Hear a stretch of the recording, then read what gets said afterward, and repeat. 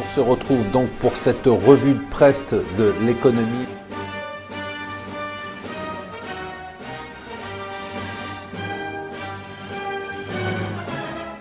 Bonjour et bienvenue sur Mon Financier pour une revue de presse de l'Écho, une revue de presse de l'Écho à la française, c'est-à-dire sans presse.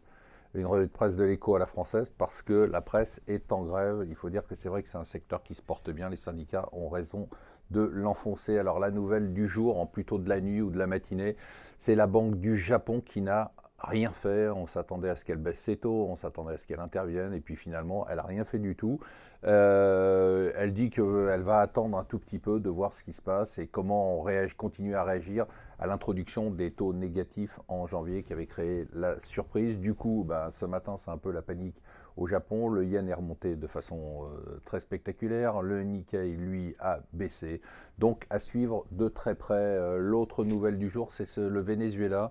Le Venezuela, vous savez, c'est un peu le modèle de Jean-Luc Mélenchon et on le comprend puisque le Venezuela vient d'instaurer la journée de 2 jours de travail, c'est-à-dire qu'on ne travaille plus que 2 jours dans l'administration vénézuélienne, tellement le pays est dans une débâcle totale, alors que c'est un des pays les plus riches en pétrole, mais avec un gouvernement populiste comme celui-là et comme celui de Chavez, c'est normal que ce soit la débâcle, tout ça fait beaucoup de peine.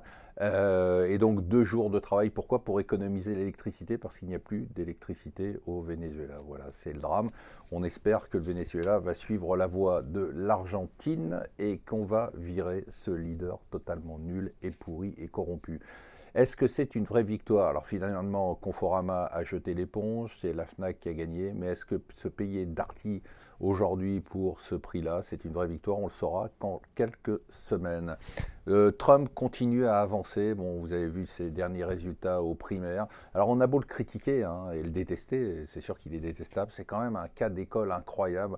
Comment ce gars sur lequel personne ne pariait devient aujourd'hui le favori? À chaque fois on dit qu'il fait une bourde et qu'il est en train de trébucher. On a dit ça il y a quelques jours quand il a fait ses déclarations sur l'avortement.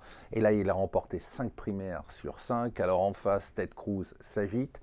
Et les Républicains aussi. Et Ted Cruz vient d'annoncer qu'il allait faire un ticket, un binôme avec Carly Fiorina. Carly Fiorina, c'était une candidate qui a laissé tomber très tôt les primaires et qui était la patronne de Hewlett Packard.